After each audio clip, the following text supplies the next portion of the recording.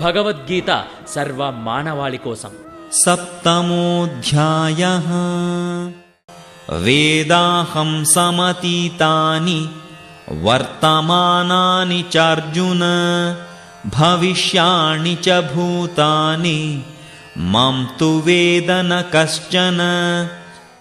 అర్జున, నాకు భూత వర్తమాన భవిష్యత్తు అంతా తెలుసు మరియు సమస్త ప్రాణులు అన్నీ తెలుసు, కానీ నేను ఎవరికీ తెలియదు. భగవంతుడు సర్వజ్ఞుడు. తాను త్రికాలదర్శి అని ఇక్కడ ప్రకటిస్తున్నాడు. జరిగినవి, జరుగుతున్నవి, జరగబోయేవి అన్నీ ఆయనకు తెలుసు.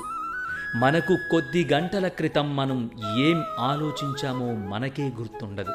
కానీ అసంఖ్యాకమైన ప్రతి ఒక్క జన్మలో, ప్రతి సమయంలో విశ్వంలో అనంతమైన జీవుల యొక్క ఆలోచనలు, మాటలు మరియు పనులు అన్నీ భగవంతునికి గుర్తుంటాయి.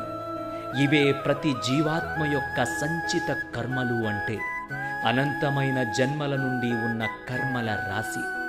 కర్మ సిద్ధాంత రూపంలో ఫలాలను, న్యాయాన్ని జీవులకు అందించడానికి భగవంతుడు దీన్ని లెక్క గణిస్తాడు.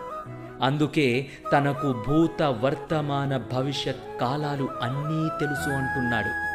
ముండకోపనిషత్తు ఇలా పేర్కొంటున్నది: భగవంతుడు అన్నీ తెలిసినవాడు, సర్వసాక్షి మరియు సర్వజ్ఞుడు. ఆయన తపస్సు జ్ఞానమయము. తనకు అన్నీ తెలిసినా తాను మాత్రం ఎవ్వరికీ తెలియదు అని ఈ శ్లోకంలో శ్రీకృష్ణుడు అంటున్నాడు. భగవంతుడు తన మహిమలు, కీర్తి, శక్తులు, గుణములు మరియు వ్యాప్తిలలో అనంతుడు.